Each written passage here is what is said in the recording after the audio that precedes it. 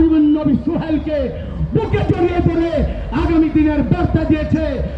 এই তরুণ সোহেল, তুমি হবে আগামী দিনের নেতা। সেই নেতা মুন্সিগঞ্জে একটা আসলদার যদি ফুটবল হয় তাহলে ঠিক মার্কা সে কেন আনতে পারলো না? আজকে সে মাথা নষ্ট হয়েছে, তাই সে আবুল তাবুল বলে মান থেকে অন্যদিকে ডাইভেট করতেছে।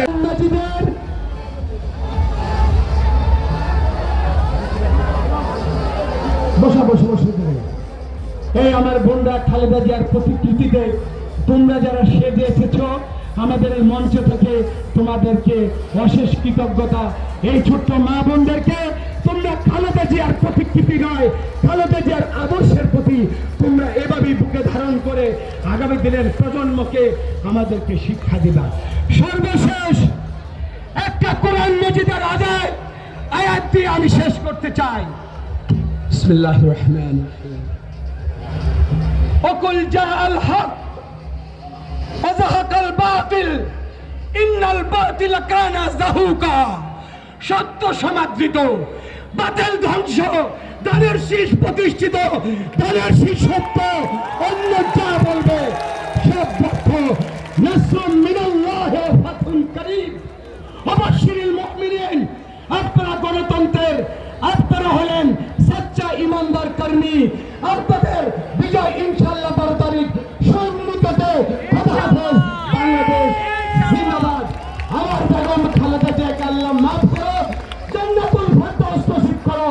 তারেক রহমানকে তুমি নিরাপত্তার চাদর দিয়ে ঢেকে রাখো।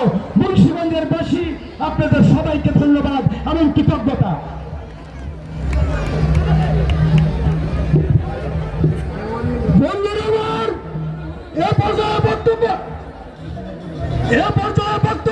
রতন ভাই হয়তো অনেক সময় হোঁচট খেয়ে পড়েছেন, কোন ভাই কিন্তু রতন ভাইকে এসে হাত ধরে তুলে দেয় নাই।